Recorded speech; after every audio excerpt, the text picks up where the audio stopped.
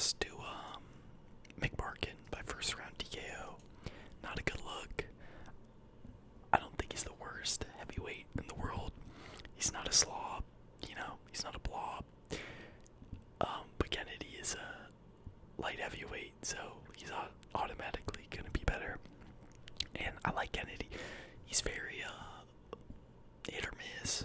Sometimes he just shows up and looks like fucking John Jones, and sometimes he shows up and gets cooked by OSP. But he has like the most insane reach. I think it's like 83, 84 inches or something. And he's learning how to use it well. But yeah, he's just so inconsistent. But when he's on, he's on. And he has really good like range management, good jab, good front kicks.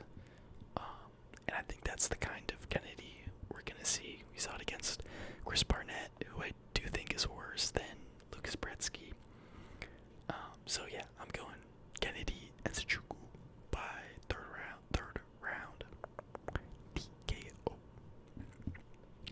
Next up, we got Clay Guida versus Jay Super. Another fun fight. My boy Jay Super has been looking good as fuck every time he gets back in the octagon. His striking, he cooked up this dude Nick Fiore from New England Cartel on the feet. And then his last fight dropped Borshev and then just dominated him on the ground. Super impressive performance. I've been very impressed with Jay Super since he's moved up to lightweight. And I think this is a great matchup for him. Clay Guida, I love him too. But he does the same shit. He runs around, throws some feints, tries to box and is out of range, and then tries to shoot takedowns and gets them stuffed. And he's been submitted multiple times. I do think he's a decent grappler, but not good enough to defend Jay Super's takedown. I don't think Jay Super will. I don't know. Maybe he'll take him down. I honestly don't know how this fight is gonna go. But I've just been very impressed with Hooper, so I could see him like picking Clay apart on the feet, or Clay shooting in and him just catching a submission. If it stays on the feet, Clay does have a chance, and I hope that's gonna be a strategy. That's the best way to go, I think. So I know the odds are insane on this fight.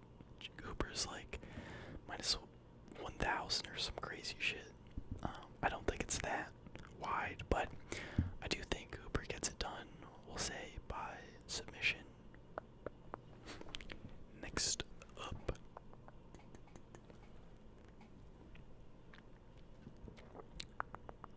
we got Michael Chiesa versus Max Griffin.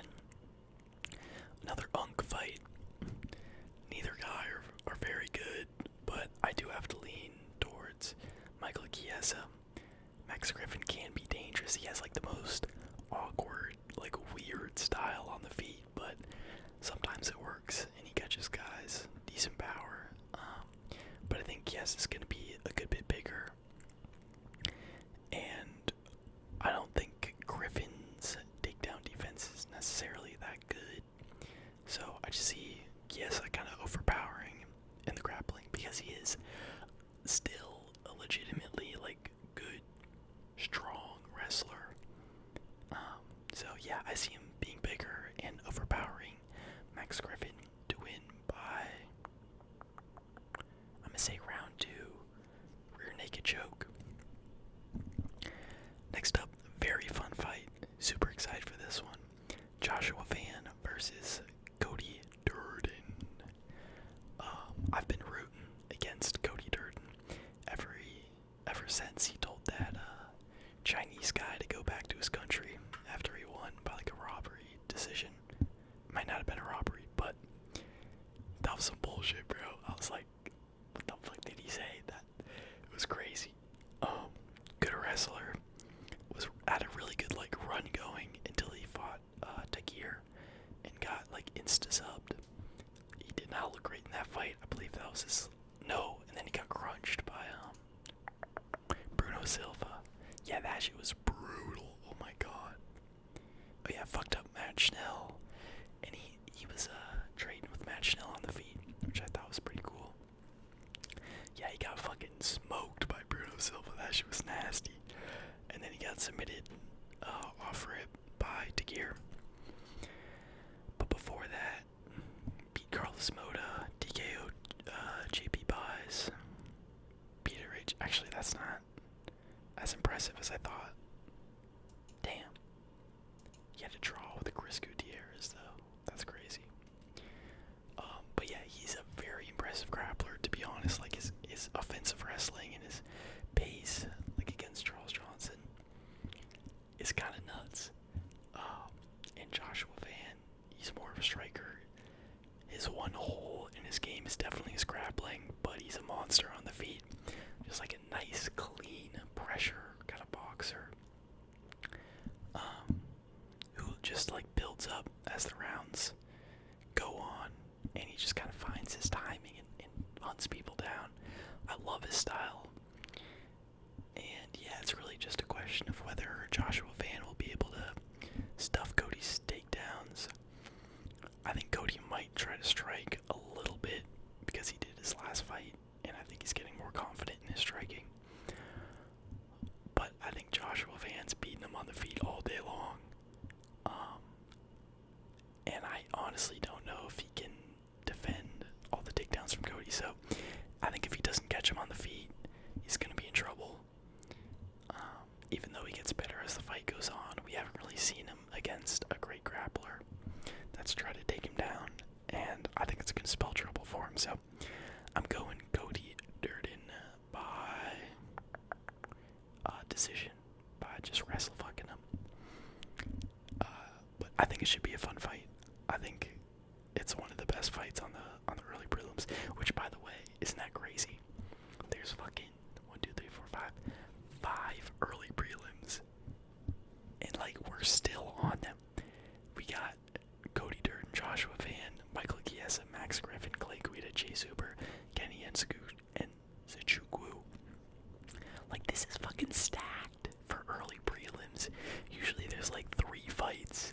There's like fucking Blaganoy, Ivanov, or whatever his name is, and like Romanov, the fucking fat heavyweight, on the early prelims, and it's like 3 fights. But we got 5. Like, really, like, bro, these early prelims would make a great fight night main event. Like, it would not be a bad fight night main event at all. So that's what I'm saying, bro. This card is stacked as fuck. But next up, we got Chris Weidman versus Eric Anders. This is like the definition of a pick'em, in my opinion. I'm leaning towards Weidman, but I think this is like such a pick'em. Anders, apparently, he got clean, and he's motivated, sober Anders. So we might see a new version of him. Chris Weidman has looked okay in his last few fights. He definitely looks like he has a little bit of juice left. Okay on the feet, you know, kind of slow, but like so is Anders. Anders isn't like a dangerous young striker. He's pretty slow himself, and he hasn't been looking the best as of recent. He's known for having really like strong, powerful hooks, big meaty hooks, but we haven't really seen that from him lately. So I'm leaning Chris Weidman just because he has that grappling, and I think he could, you know, just kind of keep him against the cage for a lot of the fight and win that way. But dude, this is such a hard fight to predict.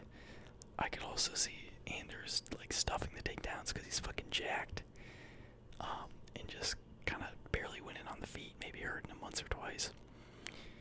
But I do give the slight edge to Weidman just because he has that wrestling game in his back pocket. So I'll go Weidman by split decision.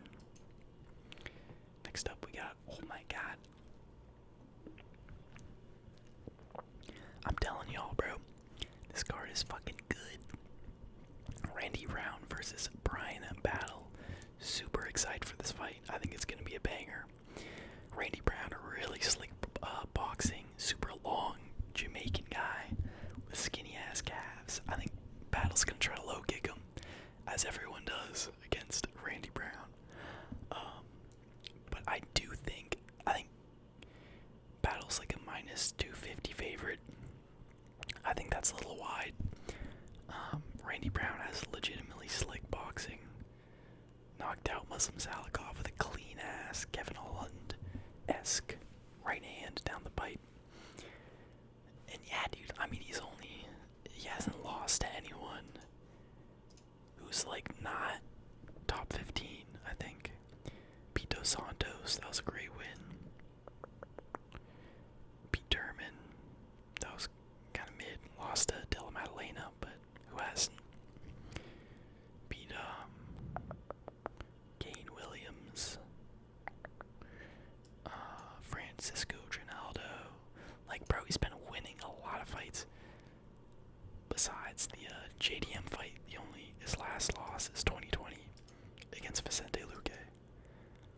You know, like, he is not bad at all. Very slick on the feet, decent jiu-jitsu too. Kind of a tricky guy to find your range on. That being said, Battle has looked so good. I thought Jussier was gonna put up more of a fight, but he just fucking walked through him. Just like out-chatted him. He's got nasty hooks. Good grappling too. Underrated grappling, which I think he might use against Randy Brown.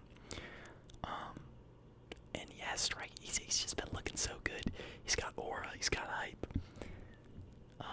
But I do think this is gonna be a very close fight because he's gonna have to get on the inside to catch Randy Brown in his long ass tarantula spider fucking limbs. And I could see him like low-key getting caught with a right hand or like a jab on the way in.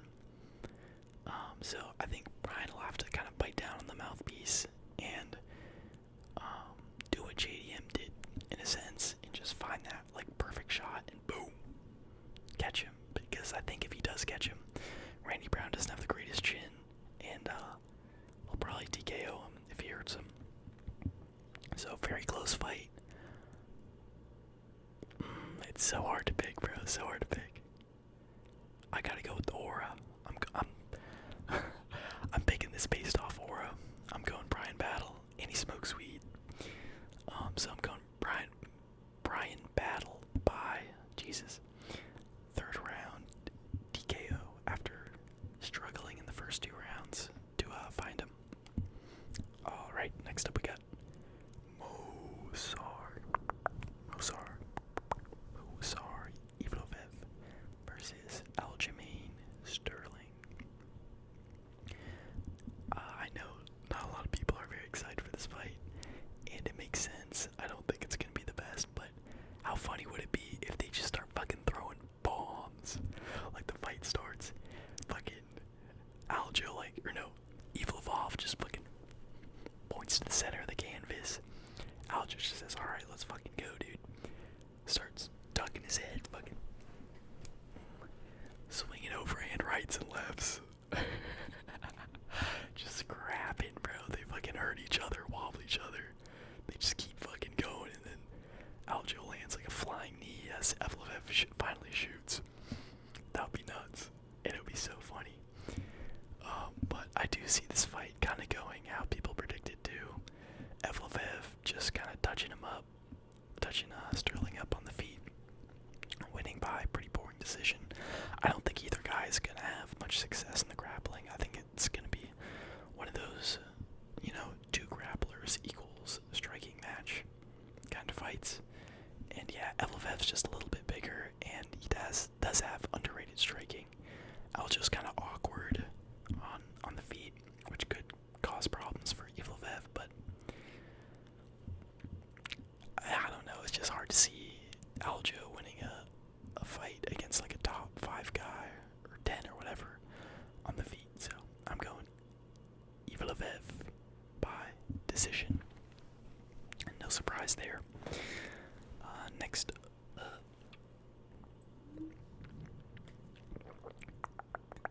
we got Vicente Luque, one of my favorite fighters, versus Themba Gorimbo.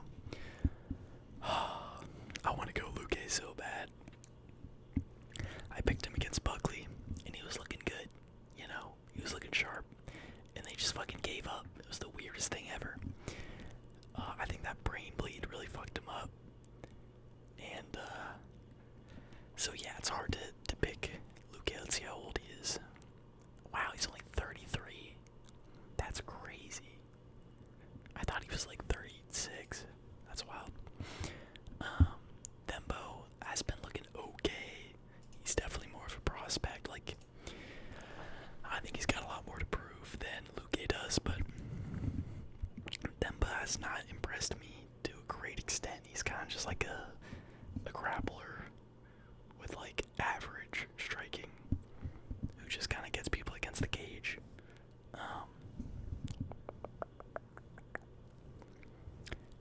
So like every molecule in my being wants to pick Vicente Luque, because I think he's better everywhere. I think he's got the better submissions. He's got a nasty DARS, great grappling that he showed against RDA, and I definitely think he's better on the feet, but it's just hard to pick him, bro. I picked him in his, did I pick him in his, hold on. He fought, damn, he was supposed to fight Ian Gary. I forgot about that. Oh yeah, he got cooked by, Jeff Neal. And then Bilal, yeah, Bilal wasn't great, but Bilal's good. And then he beat Dos Nachos, which was a good win. So, dude, I want to trust in his grappling ability and his striking on the feet. I think Luque should win this fight. But it's so hard to, fuck it, I'm picking him, bro. Fuck it. I'm gonna be so sad if he just gets smoked by Themba, but Themba has not fought good competition, and he has not looked incredibly dominant versus said competition. Luque still, I think, has the way better resume, and he's still only 33, which is surprising. So, if we get a motivated Luque that isn't afraid to throw because he has brain bleed, which is scary as fuck, I think he clears Thembo. But I am not the most confident in this pick because, he just doesn't have that aura anymore. But I'll go Luque by second round DARS choke submission as Themba shoots. Next up, another fun fight. Dominic Reyes versus Anthony Smith. I'm going Dominic Reyes all day, to be honest. Anthony Smith is one of those guys that is just so fucking unpredictable. He stays active, which I respect. He's always fighting. And sometimes he'll just show up, catch a submission or a TKO, like a nasty knee or something. But most of the time he just gets kind of cooked on the feet over like 3 rounds. And I think that's what's going to happen here. I think it's going to be a bit closer than the odds would have you think on the feet. Because I don't think Dominic is back to his old self, but I do think he's way better on the feet. He's got great wrestling defense. So, I don't see Anthony Smith shooting. I think if Dominic does shoot, he could get submitted. Anthony does have decent jiu-jitsu. But I don't see why he would really do that. Just fucking, I guess his chin's cooked, but bro, you're not getting knocked out by Anthony Smith. Like, he's a middleweight. Let's keep it a buck. Yeah, I think Dominic Reyes is gonna calf kick him, land some good left hands down the pipe. Are they both southpaw? I don't know. I think Anthony Smith might be conventional, but yeah, either way, I think he's got more power. He's got more, I think a better reach, better frame for the division, more pop on his shots. I'm going Dominic Reyes by, we'll go decision.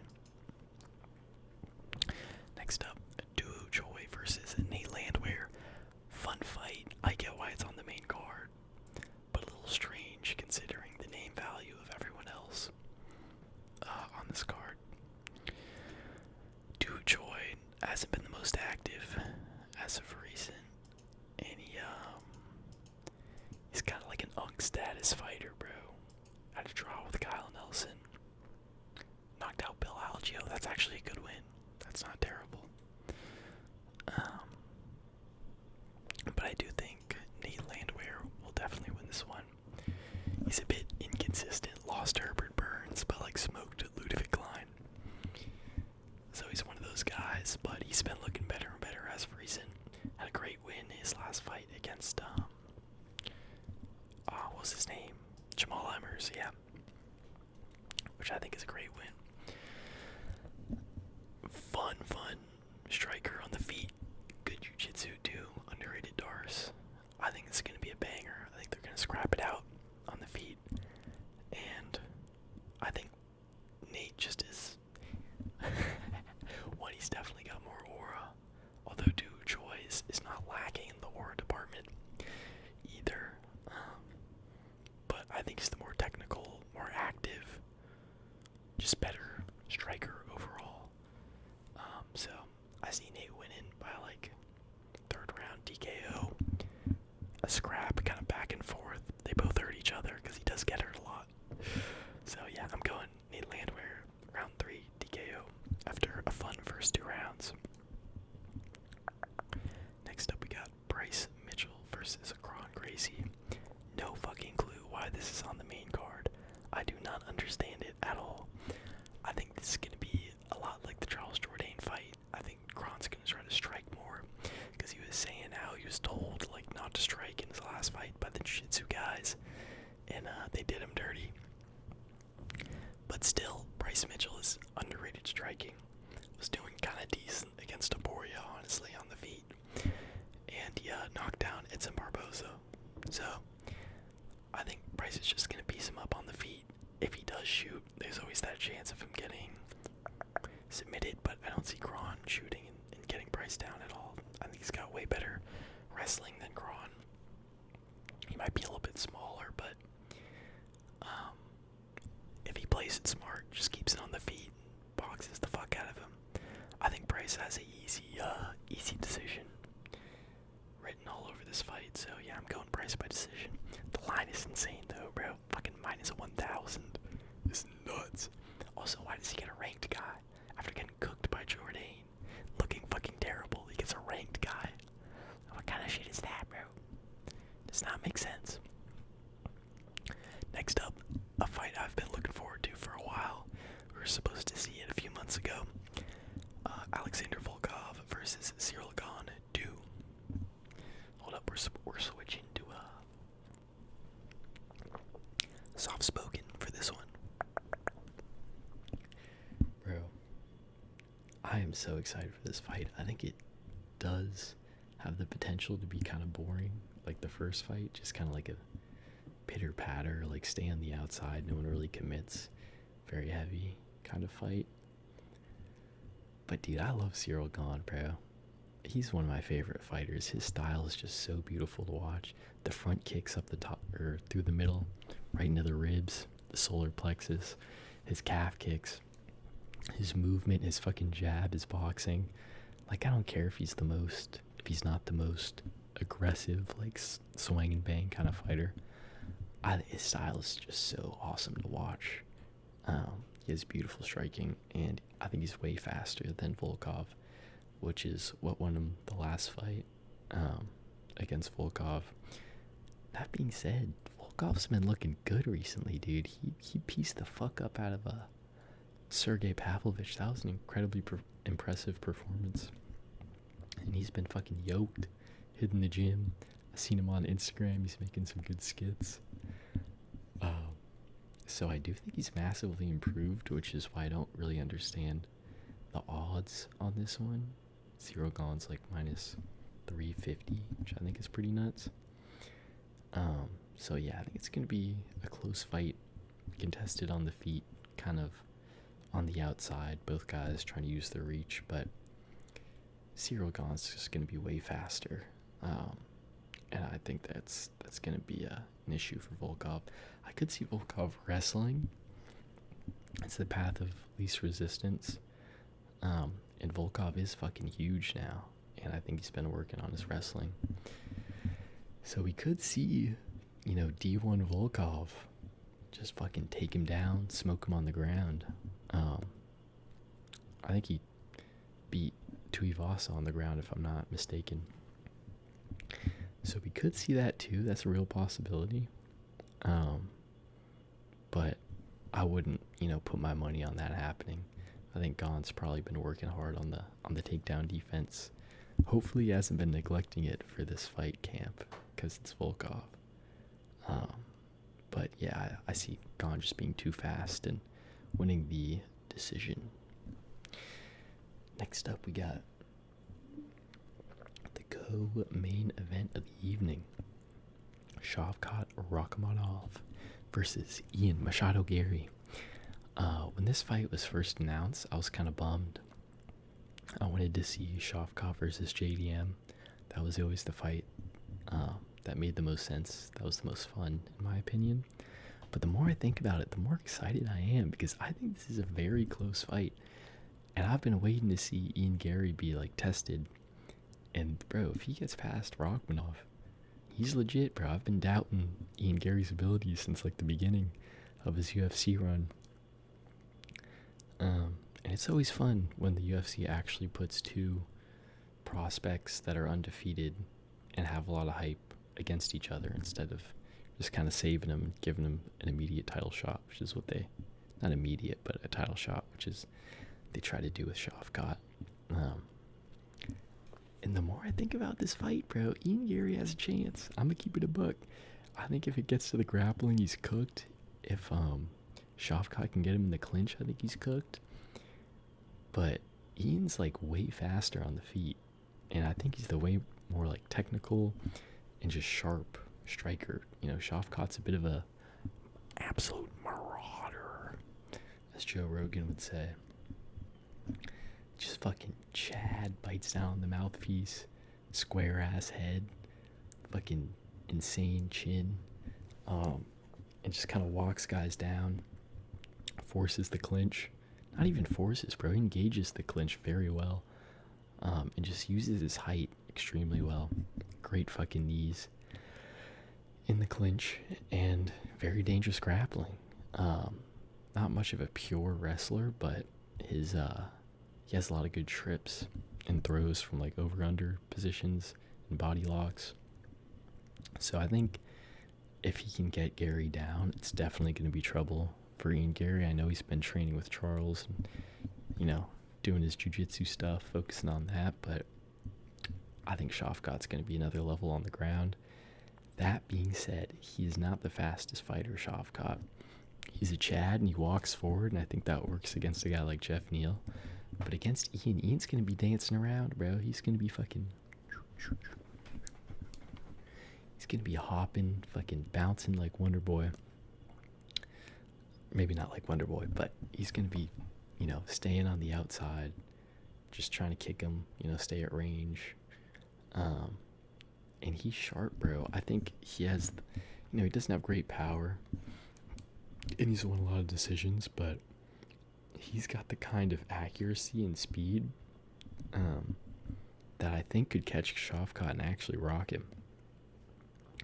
I think if you're throwing big hooks at Shavkat, it's going to be hard to knock him out, but I think if Ian Gary, slips a jab, steps to the outside, and boom, just like a clean cross over the top, just like straight on the chin, I could see Shavkat having trouble getting to Ian Gary. I think he's going to be kind of evasive. I think he's going to be way faster, so I think he's going to use his kicks, kind of skate on the outside, and then maybe catch Shavkat on his way in with like a good counter shot, as he loves to do. But I think Shavkat does have more ways to win. He can put him up against the cage, land those knees, work the body, crunch him up. He could definitely shoot and submit him.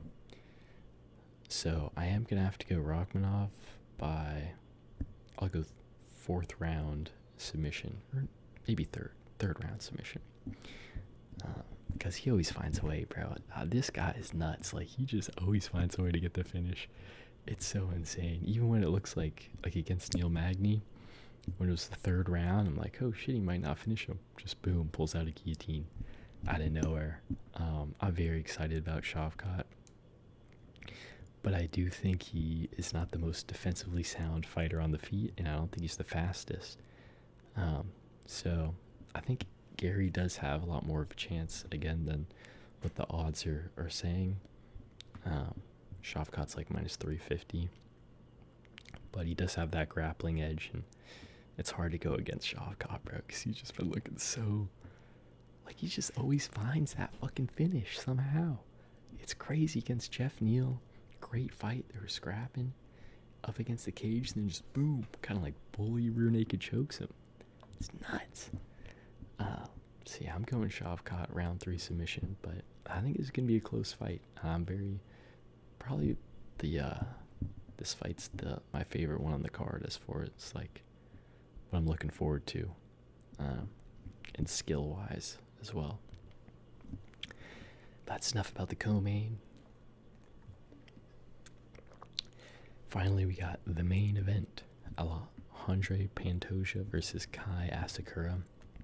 Kai coming in from Ryzen, getting that insta title shot from Dana, try to get those Japanese fans away from ONE FC. And Ryzen, good move on his part, to be frank. I'm going Pantoja. I think Kai does have a chance. Again, I think it's somewhat similar, actually kind of a lot similar to the Gary and Rachmanov fight, where Pantoja, he has decent striking, but his chin is always exposed. He just fucking blitzes in with his chin down.